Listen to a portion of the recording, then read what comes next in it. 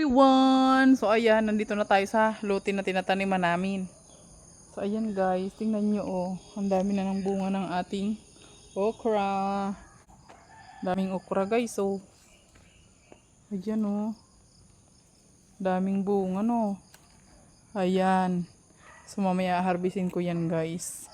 Tapos ito naman, talong yan. Oh talong. Dami oh. Talong. May bunga na rin yung talong guys. Ayan siya oh. Oh, see? May mga bunga na yung talong. Tapos ito naman guys, ayan may bunga pa dyan. Oh. Ayan, di ba? Ang daming tanim. Diyan naman, sitaw. Ayan, sitaw. Sitaw dyan banda. At doon banda guys, pipino yan siya. Kita niyo yan, mga pipino yan siya. Dito naman may pechay dito guys. Ayan, garden. Tapos, dito may sili dito guys. Ayan oh. Sili yan. Tapos ito, yung tanim natin, mani. Ayan oh. May mga mani dyan. So doon, di mapakali yung kamote. Kung totobo ba siya o hindi. Ayan. So, marami pang tinatanim sa Alex dyan na ano. Pechay. Ayan. Tayo guys. Siyempre, meron din ditong ano. Alugbati. Ayan oh. Alugbati siya. Ayan.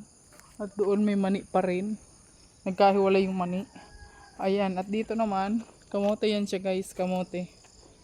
Ayan.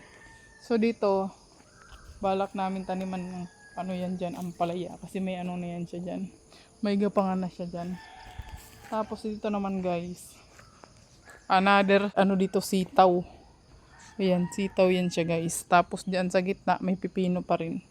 So, di ba? Ang daming tanim. Ayan, dito meron pang pepino dito, guys. Tapos, marami pang strawberry dyan, oh. Di ba na po karami yung mga tanim natin dito sa lote na, ano, for sale po ito, guys. Habang hindi pa siya nabibenta, tinatanim-taniman muna namin, guys. Ayan, may-ari po nito.